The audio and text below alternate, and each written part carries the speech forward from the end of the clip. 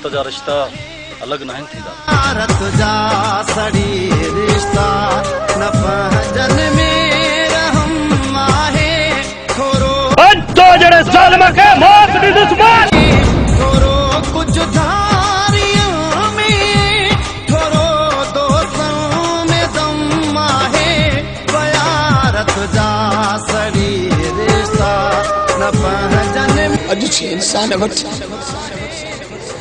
रत जे रिश्तनि को बि क़दुरु कोन्हे, का बि सुञाण लाइ को बि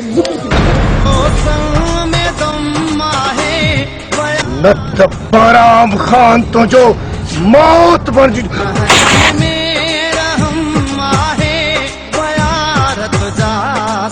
अफ़सोस आहे हुन इंसान ते जंहिं हथियार खे ठाहियो। तव्हां सिर्फ़ असांजा दुश्मन आहियो।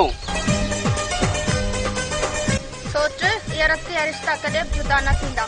जो रहम ऐं करम कंदो ऐं हिकु ॾींहुं ईंदो सीमा असांजा पंहिंजा सभु रत जा रिश्ता थींदा।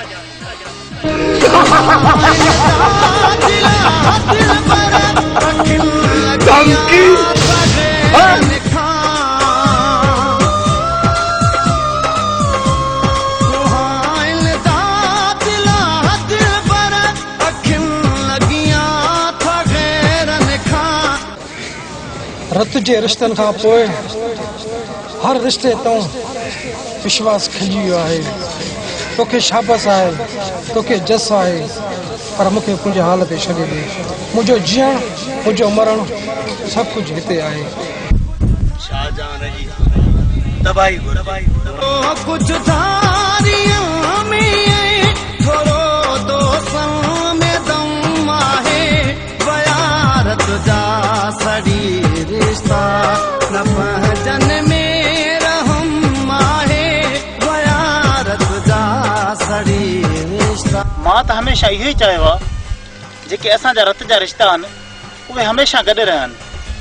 जो ज़ुल्म सिर्फ़ तोसां न मूंसां बि आहे, छो जो हिन तोरे यज़ीदी में केर बि कंहिंजो न आहे।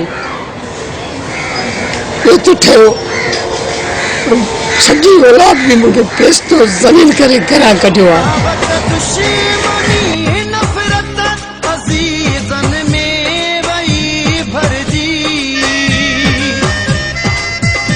तुंहिंजे पीउ खे पंहिंजा जो वाद हू मुंहिंजे ख़िलाफ़ गवाही न ॾियां।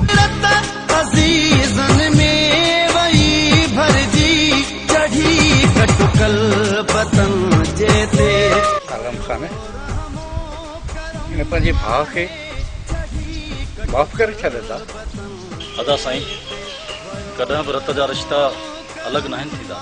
चाचा साईं मां तव्हांजो गुनाहगार आहियां। सोट पंहिंजा रत जा रिश्ता कॾहिं बि जुदा न थींदा। थोरो दोस्तों में दम आहे बयारत जा। मिस्टर इनाज जी सर एसपी साहब शाबाशी ॾिनी आहे हिननि धाड़ियुनि जे मारिजी वञण ते।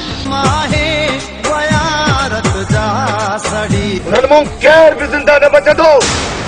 सभु मरंदा मरंदा सभु।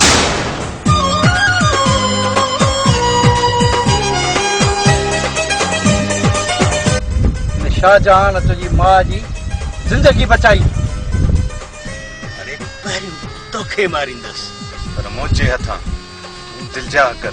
शकम हो कर तू भलाई आ भली पोबी जो कोलाची को खद खोटे संदस उनमें कदम आहे जो कोलाची को खद खोटे संदस उनमें कदम आहे थोरो कुछ धारियों में थोरो कुछ धारियों में। अॼु तो पंहिंजो गुनाह क़बूल करे पंहिंजे रत जी रिश्तनि खे बचायो आहे।